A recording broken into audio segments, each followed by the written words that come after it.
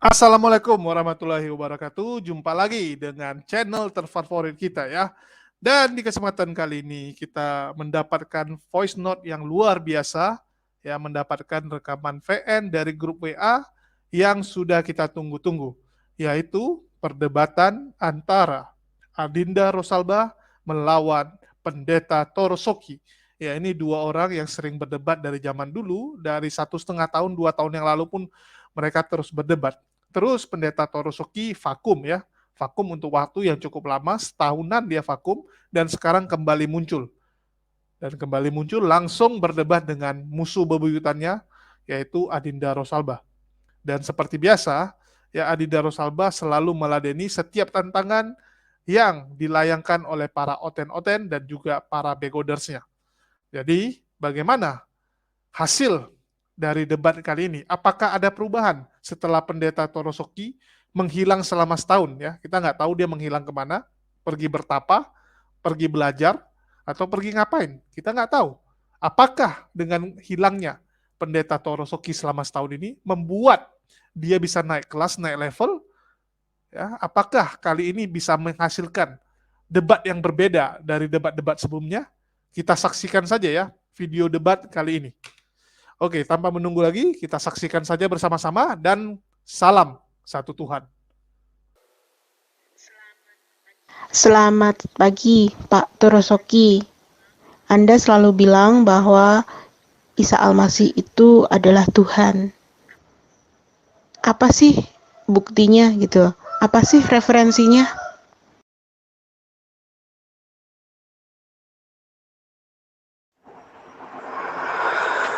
Oke, terima kasih Bu. Baru saya buka WA, baru saya akan balas. Kenapa saya mengatakan bahwa Isa Al-Masih itu adalah Tuhan? Karena banyak sekali dalilnya yang menguatkan bahwa ia adalah Tuhan. Hanya Isa Al-Masih tidak mengaku, akulah Tuhan, sembahlah aku. Tetapi dengan kita gabungkan bagaimana Allah dengan Isa Al-Masih itu, ya, itu sama. Ya, contohnya salah satu, Isa Al-Masih itu terkudus sepanjang abad di dalam hadis. Nah, Allah juga kudus. Nah, itu salah satu contoh. Nah, begitu. Selamat pagi dan semangat pagi. Di hadis yang mana? Coba tunjukkan hadisnya. Terus, kakek paham nggak makna kudus itu apa? Kudus itu kan suci, ya. Dan manusia suci itu bukan hanya Yesus. Nabi-nabi itu suci karena apa? Karena mereka maksum, terjaga dari perbuatan yang maksiat. Makanya mereka disebut orang-orang suci karena mereka terjaga dari maksiat. Jadi kalau bawa hadis itu hadis yang mana, coba tunjukkan. Kalau bawa ayat Al-Quran, ayat yang mana, coba tunjukkan. Nah, Bapak bilang banyak sekali dalilnya, meskipun Yesus tidak mengatakan dirinya Tuhan loh. Yang namanya Tuhan itu pasti menyatakan dirinya, memperkenalkan dirinya, mendeklarkan dirinya, memproklamirkan dirinya bahwa dirinya adalah Tuhan semesta alam. Contohnya, Tuhannya Musa dalam Keluaran pasal 20. Akulah Tuhan Allahmu. Kemudian yang ada di dalam Al-Quran surah Toha ayat 14. Di situ juga Allah mendeklarkan dirinya. Allah memproklamirkan dirinya. Ini loh aku Tuhan. Tuhan semesta alam.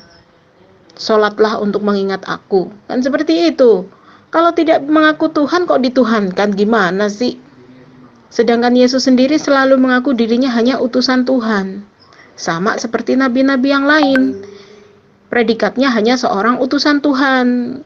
Kalau memang banyak di dalam Bible mana, dalilnya mana? Ya, coba buka dalam hadis 1439. Nah, itu menurut Anda karena Anda tidak memahami, tidak semua nabi-nabi itu suci. Ya, tidak ada dalilnya yang mengatakan seperti di hadis bahwa Isa Al-Masih itu terkudus suci sepanjang abad. Coba deh tunjukkan dalilnya ke saya. Ada enggak seperti itu? Makanya Anda harus ubah dikma Anda. Ya, jangan Anda mempertahankan yang tidak punya dalil. It's okay, tunjukkan dalilnya ke saya. Semua nabi itu diberi sifat maksum. Maksum itu orang yang terhindar dari perbuatan tercela, orang yang terhindar dari kemaksiatan. Masa iya Allah mengutus seorang nabi dengan sifat-sifat yang buruk? Tidak mungkin. Karena apa? Namanya utusan Allah pasti ya memiliki sifat yang terpuji. Karena dia membawa risalah Tuhan. Dia membawa ajaran-ajaran yang benar dari Tuhan. Jadi masa iya orang yang sudah dipercaya oleh Allah sebagai pembawa ajaran yang benar kok perilakunya tidak benar? Begitu loh, kayak kudus itu kan suci, nggak cuma sebutan untuk manusia. Bahkan kota pun ada kota kudus kan gitu, kota suci, Makkatul Mukarramah gitu kan, bait suci, kota suci. Isa Al-Masih kudus, iya Isa Al-Masih kudus. Tapi apakah Yesus di dalam Biblemu itu kudus? Apakah Bible menceritakan tentang Yesus itu memiliki watak yang kudus? Isa Al-Masih adalah Tuhan. Dinda tidak ya perlu memamerkan dirinya kepada umat, ya, kepada manusia. Di dalam diri Isa Al-Masih kita tahu ya, dia memang benar-benar Isa Al-Masih ya, Tuhan yang menjadi rupa manusia yang disebut Isa Al-Masih. Kita tahu ya. Nah, Bapak sadar nggak nih dengan statement Bapak ini? Justru dengan statement ini Bapak sudah menyanggah secara tidak sadar bahwa Isa Al-Masih itu adalah Tuhan. Nah, jika Bapak mengatakan Isa Al-Masih tidak memiliki sifat kesombongan karena tidak ada pengakuan Isa Al-Masih bahwa dirinya adalah Tuhan, begini Pak, justru karena Isa Al-Masih tidak memiliki sifat sombong, makanya dia bukan Tuhan. Karena apa? Karena kesombongan itu hanya layak, hanya pantas disandang oleh Allah. Karena Allah lah yang maha kuasa, maha segala-galanya, maha suci, maha berkuasa atas tiap-tiap sesuatu, gitu loh. Jadi kalau Bapak mengatakan Isa Al-Masih tidak memiliki sifat sombong, maka dengan demikian sudah gugurlah ketuhanan Isa Al-Masih. Karena hanya Allah yang memiliki sifat sombong, gitu loh. Makhluk itu tidak boleh memiliki sifat sombong, seharusnya tidak bersifat sombong. Karena apa? Dengan kesombongan makhluk, maka itu akan menghilangkan definisi kemanusiaannya, gitu loh. Akan menghilangkan definisi manusia dari kemanusiaannya, dari kodratinya sebagai manusia. Karena sesungguhnya mutakabirin atau sombong itu hanyalah milik Allah. Sombong itu hanya pantas disandang oleh Allah. Dia sang pemilik alam semesta ini, dia sang pemilik jagat raya ini, sang pemilik dunia dan akhirat nanti. Jadi jelas ya Pak, kenapa Isa Al-Masih tidak punya sifat sombong? Itu karena dia bukan Tuhan. Memang hanya Tuhan yang pantas bersifat sombong. Selain Tuhan mana bisa bersifat sombong? Mana layak bersifat sombong? .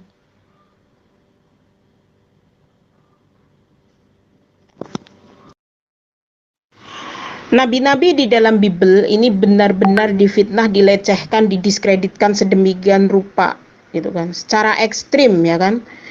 Bahkan begitu buruk akhlak dan perilaku para nabi di dalam Bible.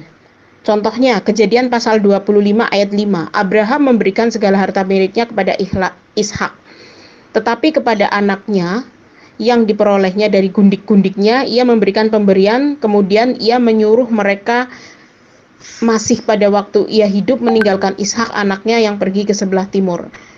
Nah, Nabi Ibrahim dianggap memiliki gundik, ya kan? Kemudian fitnah terhadap Nabi Nuh yang gemar mabuk dan gemar bertelanjang. Itu ada pada Kejadian pasal 9 ayat 20.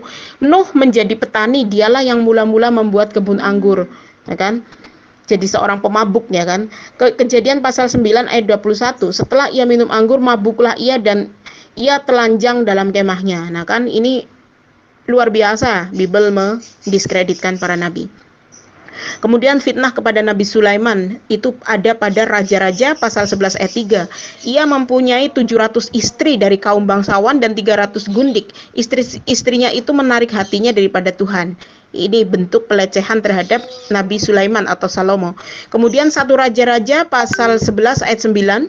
Sebab itu Tuhan menunjukkan murkanya kepada Salomo sebab hatinya telah menyimpang daripada Tuhan dan Allah Israel, yang telah 2 kali menampakkan diri kepadanya. Kejadian pasal 11 ayat 10. Dan yang telah memerintahkan kepadanya dalam hal ini supaya jangan mengikuti Allah lain, akan tetapi ia tidak berpegang pada yang diperintahkan Tuhan.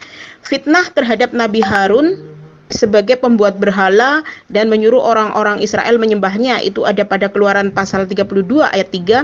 Lalu seluruh bangsa itu menanggalkan anting-anting emas yang ada pada telinga mereka dan membawanya kepada Harun. Keluaran pasal 32 ayat 4. Diterimanya itu dari tangan mereka, dibentuknya dengan pahat dan dibuatnya daripada anak lembu tuangan. Kemudian berkatalah mereka, hai Israel, inilah Allahmu yang telah menuntun engkau keluar dari tanah Mesir. Ya kan? Ini ada pada Keluaran pasal 32 ayat 4. Nabi Harun difitnah sebagai pembuat berhala dan menyuruh orang-orang Israel untuk menyembah berhala. Kemudian Nabi Lut yang berzina dengan kedua putrinya. Nih kan, praktek incest ini terjadi pada Kejadian pasal 19 ayat 30, 31, 32, 33, 34 sampai dengan ayat 38. Kedua anak perempuannya di pegunungan, ia tidak berani tinggal di Zoar, maka diamlah dengan kedua anaknya. Nah kan, di sini jelas ya. Marilah kita beri ayah kita minum anggur lalu kita tidur dengan dia supaya kita menyambung keturunan dari ayah kita. Ini ada pada Kejadian pasal 19:32. Pada malam itu mereka memberi ayah mereka minum anggur, lalu masuklah yang lebih tua untuk tidur dengan ayahnya, dan ayahnya itu tidak mengetahui ketika anaknya tidur, dan ketika ia bangun keesokan harinya berkatalah kakaknya kepada adiknya, tadi malam aku telah tidur dengan ayah, baiklah malam ini juga kita beri dia minum anggur, lalu masuklah engkau untuk tidur dengan dia supaya kita menyambung keturunan dari ayah kita. Nah, ini fitnah yang luar biasa terhadap Nabi Lut, yang seolah-olah Nabi Lut ini dituduh berzina dengan kedua putrinya secara incest. Na'udzubillah min dzalik. Jahat sekali ya para penulis Bible ini. Kemudian fitnah yang keenam adalah fitnah kepada Nabi Yakub, mengawini dua perempuan kakak adik sekaligus. Ini ada pada Kejadian pasal 29 ayat 26, 27, 28. Genapilah dahulu 7 hari perkawinanmu dengan anakku ini, kemudian anakku yang lain pun akan diberikan kepadamu sebagai upah, asal engkau bekerja pula padaku 7 tahun lagi. Ini ada pada Kejadian pasal 29 ayat 27. Silahkan dibaca dari Kejadian 29, satu periskop saja kakek sekalian biar jelas. Kemudian fitnah kepada Nabi Yakub dianggap sebagai penipu yang dia bergumul dengan Allah dan menang. Nah, ini menggelikan ya. Yakub menang ketika bergumul dengan Tuhan. Kan lucu. Itu coba dicek pada Kejadian pasal 27 ayat 35. 36, kemudian Kejadian pasal 32 ayat 24 sampai ayat 27. Sampai ayat 29, mohon maaf. Pada ayat 28 tertulis, namamu tidak akan disebutkan lagi Yakub, tetapi Israel, sebab engkau telah bergumul melawan Allah dan manusia, dan engkau menang. Hebat sekali Yakub ini. memenangkan pergumulan dengan Allahnya. Lucu sekali ini. Aduh, ya Allah. Kemudian fitnah kepada Nabi Daud. Ia difitnah sebagai seorang pezina yang berzina dengan istri orang lain, gemar menggiling istri orang lain, gitu kan. Dalam 2 Samuel pasal 11 ayat 2, sekali peristiwa pada waktu petang ketika Daud bangun dari tempat pembaringannya, lalu ia berjalan-jalan di atas sotoh istana, tampak padanya dari atas sotoh itu seorang perempuan sedang mandi. Perempuan itu sangat elok rupanya. Lalu Daud menyuruh orang bertanya tentang perempuan itu, dan orang itu berkata, itu adalah Betsheba, itu adalah Betsheba binti Eliam, istri Uria orang Daud, tidur dengan. Kemudian gak sampai situ aja. Pada 2 Samuel pasal 13, anak Nabi Daud, si Amnon ini memperkosa adiknya sendiri. Dipeganglah gadis itu dan berkata kepadanya, marilah tidur denganku adikku. Lah ini praktek incest yang ada di dalam Bible. Jangan-jangan praktek incest ini terinspirasi dari Bible nih. Kemudian 2 Samuel pasal 13 ayat 12. Tetapi gadis itu berkata kepadanya, tidak kakakku, jangan perkosa aku, sebab orang tidak berlaku seperti itu di Israel. Janganlah berbuat noda seperti itu. Kemudian pada ayat 14-nya, tetapi Amnon tidak mau mendengarkan perkataannya, dan sebab ia lebih kuat daripadanya, diperkosanya lah adiknya itu, lalu tidur dengan dia. Begitu. Tidak sampai situ loh. 2 Samuel pasal 16 ayat 21, silahkan dibaca kakek. Anak Nabi Daud, Absalom, berzina dengan istri-istri ayahnya. Lah ini sebuah kekurangan ajaran yang luar biasa gitu kan. Fitnah yang luar biasa terhadap Nabi Daud dan keluarganya. Kemudian Yehuda, anak Nabi Yakub, berzina dengan Tamar, menantunya sendiri, yang nanti jika diurut-urut melalui kitab Kejadian 38 ayat 15 sampai dengan ayat 30 ya, itu nanti akan kita temukan bahwa anak perzinahan dari Yehuda ini ternyata nenek moyangnya Yesus. Kemudian fitnah kepada Ruben, anak tertua Nabi Yakub, berzina dengan gundik ayahnya. Belum lagi Nabi Yesaya berjalan telanjang bulat, tidak berkasut 3 tahun lamanya, masuk angin kakek. Juga para tawanan Asyur ini disuruh telanjang 3 tahun. Ini aduh, gimana ini? Jadi nabi-nabi di dalam Al-Quran itu nabi-nabi yang benar-benar utusan Allah. Jadi mereka memiliki sifat yang maksum. Al-Quran menceritakan tentang nabi-nabi ini apa adanya, tanpa harus menambah-nambahi, mendiskreditkan atau menghinakan mereka sebagaimana yang ada di dalam Bible. Para penulis Bible ini gemar sekali menghina nabi-nabi, mencela nabi-nabi, mendiskreditkan, seolah-olah mereka ini adalah orang-orang yang gemar bermaksiat kepada Allah, orang-orang yang gemar berzina, orang-orang yang bejat. Nggak mungkin lah Tuhan ini mengirimkan utusan-utusan yang bejat, itu tidak mungkin. Logikanya kan seperti itu. Bisa nggak sih Bapak ini berpikir lebih sehat gitu loh? Tidak mungkin utusan Allah itu kok orang-orang yang bejat gitu, ya kan? Karena di dalam Islam, di dalam Al-Quran khususnya, nabi-nabi itu semua dimuliakan. Kenapa? Karena nabi itu jelas utusan Allah. Kami mengimani itu sebagai salah satu dari rukun iman. Amantu billahi wal malaikatihi wa kutubihi wa rusulihi, nah kan, wal yaumil akhir. Itu artinya, jadi mengimani para nabi, mengimani bahwa mereka ini benar-benar utusan Allah, itu salah satu dari rukun iman kami sebagai muslim.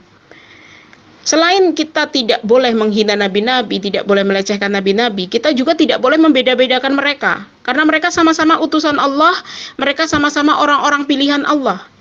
Dalilnya jelas Quran surah Al-Baqarah ayat 285. Bismillahirrahmanirrahim. Amana rasulu bima unzila ilaihi mir rabbihi wal mu'minun. Kullun amana billahi wal malaikatihi wa kutubihi wa rusulih. La nufarriqu baina ahadim min rusulih. Wa qalu sami'na wa ata'na ghufranaka rabbana wa ilaikal masir. Rasul Muhammad beriman kepada apa yang diturunkan kepadanya, yakni Al-Quran dari Tuhannya. Demikian pula orang-orang yang beriman. Semua beriman kepada Allah, malaikat-malaikatnya, kitab-kitabnya, dan rasul-rasulnya. Mereka berkata, kami tidak membeda-bedakan seorang pun dari rasul-rasul Allah. Dan mereka berkata, kami dengar dan kami taat. Ampunilah kami ya Allah, dan kepadamu tempat kami kembali. Sami'na wa ata'na. Kami dengar dan kami taat, kami patuhi. Gitu. Jadi seorang muslim ini menghormati, memuliakan semua nabi. Karena nabi itu pasti maksum. Apa sih maksum itu? Maksum itu adalah sifat-sifat para nabi, ya kan? Maksum itu adalah sifat nabi, yakni sifat terhindar dari segala kejahatan, maksudnya dari segala perilaku jahat, perilaku buruk, perilaku tercela, dari segala kemaksiatan. Itu yang disebut maksum. Jadi itu salah satu sifat nabi, sifat para utusan Allah. Jadi tidak mungkin Al-Quran ini menghinakan para nabi, karena di dalam konsep keislaman jelas sekali bahwa para nabi ini memang maksum.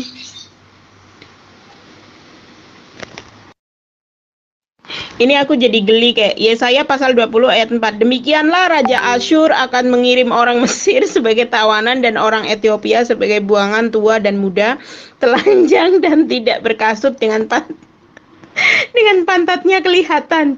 Suatu penghinaan bagi Mesir. Astagfirullah, ini apa sih ayat seperti ini? Masuk angin. Aduh ya Allah kakek. Nabi maupun imam berlaku fasik di rumahku pun juga aku mendapati kejahatan mereka. Demikianlah firman Tuhan. Yeremia pasal 23 ayat 12. Sebab itu jalan mereka akan seperti jalan-jalan yang licin bagi mereka. Di dalam gelap mereka akan terserandung dan akan jatuh di sana. Sebab aku akan mendatangkan malapetaka atas mereka dan tahun waktu mereka dihukum. Demikianlah firman Tuhan. Ya ampun. Imam dan para nabi ini dianggap orang-orang yang fasik. Kemudian segala nabi Samaria penyesat umat. Jadi kita lihat pada Yeremia pasal 23 ayat 13, di kalangan para nabi Samaria aku melihat ada yang kurang pantas. Mereka berbuat demi Baal dan menyesatkan umatku Israel. Fitnah yang selanjutnya adalah segala nabi Yerusalem berbuat zina. Yeremia pasal 23 ayat 14. Tetapi di kalangan para nabi Yerusalem aku melihat ada yang mengerikan maksud saya. Mereka berzinah dan berkelakuan tidak jujur. Yeremia pasal 23 ayat 15. Sebab beginilah firman Tuhan semesta alam mengenai para nabi itu, sesungguhnya aku akan memberi mereka makan ipuh dan minum racun. Sebab dari para nabi Yerusalem telah meluas kefasikan ke seluruh negeri. Itu kan jahat banget para penulis Bible ini ketika melecehkan, mendiskreditkan para nabi. Belum lagi fitnah nabi-nabi yang berbuat dusta, itu pada Yeremia pasal 23 ayat 30, 32. Kemudian fitnah segala nabi Israel itu bebal. Itu ya Yehezkiel pasal 13 ayat 3, Yehezkiel pasal 13 ayat 4. Celakalah nabi-nabi yang bebal, yang mengikuti bisikan hatinya sendiri. Kemudian Yehezkiel pasal 13 ayat 4, seperti anjing hutan di tengah-tengah reruntuhan, begitulah nabi-nabimu, hai Israel. Aduh jahatnya, ini nabi-nabi Israel ini seperti anjing hutan katanya. Aduh jahat banget sih pena palsu para penyurat ini ketika membuatnya menjadi dusta. Yeremia pasal 8 ayat 8. Jangan kamu menganggap kami ini bijaksana dan memiliki Taurat Tuhan. Sesungguhnya pena palsu para penyurat telah mengubahnya menjadi dusta, kan? Makanya di dalam Bible itu banyak sekali melecehkan, mendiskreditkan, menghinakan para nabi, menistakan para nabi. Ini sangat berbanding terbalik dengan apa yang ada di dalam Al-Quran. Tadi yang saya sebutkan ayatnya di atas, Quran surah Al-Baqarah 182 ya tadi itu, bahwa kami ini memuliakan semua nabi, jangankan menghinakan, membeda-bedakannya pun kami tidak boleh. Itu ayatnya sudah saya bacakan tadi di atas, Quran surah Al-Baqarah ayat 182 ya tadi.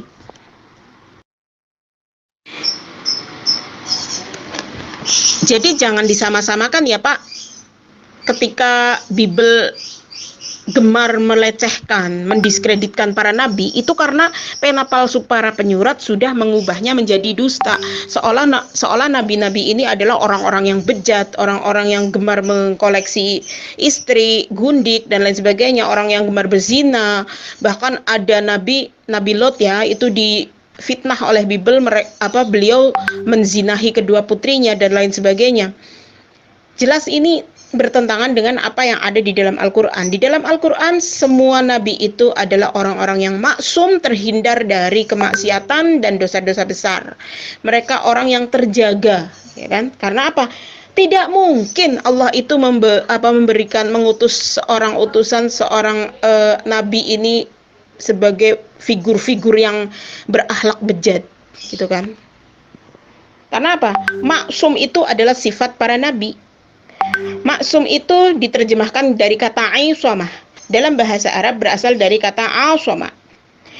Imam Ibnu Qutaibah rahimahullah berkata, asomah artinya mana'a dari muncul kata aismatu, yaitu orang yang terjaga dari kemaksiatan. Dan sifat aismatu ini adalah sifat para nabi, yaitu mereka semua terjaga dari kesalahan dalam menyampaikan risalah Tuhan atau menyampaikan agamanya. Mereka juga terjaga dari dosa-dosa besar. Kalau kakek punya pandangan bahwa di dalam pemahaman kakek, nabi-nabi itu punya cacat celah dan bermaksiat kepada Allah, itu karena apa? Karena di literatur Bible kakek banyak mendiskreditkan para nabi. Para penulis-penulis Bible ini banyak melecehkan nabi-nabi. Makanya kakek punya pemahaman seperti itu ya wajar. Berbeda dengan Al-Quran. Al-Quran ini memuliakan para nabi. Tidak ada nabi yang dilecehkan di dalam Al-Quran. Karena apa? Di dalam Al-Quran justru kami dilarang untuk membeda-bedakan para utusan Allah. Karena mereka sama-sama membawa risalah Tuhannya untuk disampaikan kepada umatnya masing-masing. Gitu. Mereka adalah manusia-manusia pilihan yang maksum.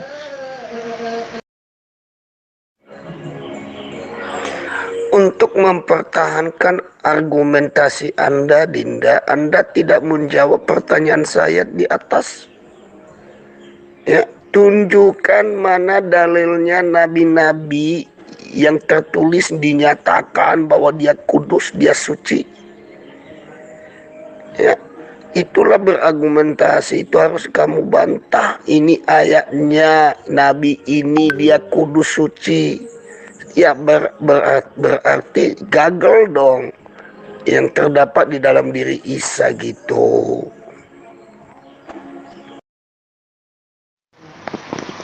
Kata siapa Yesus itu suci? Silahkan lihat Matius pasal 21, pasal ayat 18 dan 19.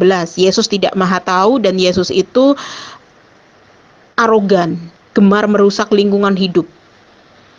Pada Matius pasal 21 ayat 18, Yesus ini kelaparan. Lalu dia melihat pohon ara dan ternyata pohon ara ini tidak berbuah. Yesus tidak maha tahu kan? Artinya dia bukan Tuhan. Dia tidak maha tahu bahwa pohon ara saat itu sedang tidak musim buah, tidak musim berbuah. Ini sama sekali tidak menunjukkan bahwa Yesus ini orang yang berakhlak, gitu kan. Orang dia yang tidak maha tahu malah dia mengutuki pohon ara sampai kering. Kemudian Markus pasal 3 ayat 32 dan 33. Di situ Yesus durhaka, tidak mengakui ibu dan saudara-saudaranya. Ini anak durhaka. Ini menurut Bible loh ya. Kemudian Yesus menghina seorang perempuan, menyamakannya dengan anjing. Silahkan lihat pada Matius pasal 15 ayat 24 sampai dengan ayat 27. Yesus meneriaki wanita Samaria itu sebagai anjing. Artinya ini sikap arogan yang luar biasa dan tidak layak gitu. Kurang ajar sekali ya orang yang menghinakan Yesus seperti itu. Seolah-olah Yesus ini seorang yang arogan, orang yang tidak punya akhlak gitu kan. Kemudian Yesus ini dianggap seperti pencuri. Matius pasal 21 ayat 2 dan 3. Pergilah ke kampung di depanmu Di situ kamu akan melihat seekor keledai betina. Nah, ini Yesus menyuruh untuk mengambil milik orang lain tanpa izin. Artinya di sini jelas Yesus ini dianggap seperti maling keledai. Ini pendiskreditan dari Bible terhadap Yesus. Apakah Yesus suci menurut Bapak dengan fakta-fakta itu? Bapak mengimani Bible kan? Luar biasa ya, seperti biasa perdebatan yang menggelegar. Ya, ini saya paling suka dengan Adinda Rosalba ya. Dia itu memang pendebat yang mengerikan. Kecil-kecil cabai rawit dan menghanyutkan. Jadi dia tipikalnya tuh engge-engge melo ngikuti ya, ngikuti lawan debatnya mau bawa kemana, tapi terakhir dia nikam gitu. Ya, terakhir diracunin orangnya gitu kan, ditikam gitu. Jadi ini tipikal yang ngikut gitu, benar-benar tipikal Jawa banget gitu. Kalau saya bilang tipikal yang sangat Jawa sekali gitu. Ngikut alur ya, tetapi di akhir mematikan. Wah, luar biasa sekali ini Adinda Rosalba ya. Dan di sini tidak ada maksud rasis ya. Saya cuma mengatakan pujian saya kepada Adinda Rosalba dan itu memang ciri khas dari Adinda Rosalba gitu. Saya sering juga ngobrol WA gitu kan untuk belajar banyak tentang dunia debat dengan beliau gitu ya. Karena memang ini salah satu pendebat yang sangat legendaris. Oke, makasih buat teman-teman yang sudah hadir, yang sudah menyimak dari tadi. Ya, jangan lupa di-subscribe, like, dan share video ini apabila bermanfaat. Makasih semua atas dukungannya dan salam satu Tuhan.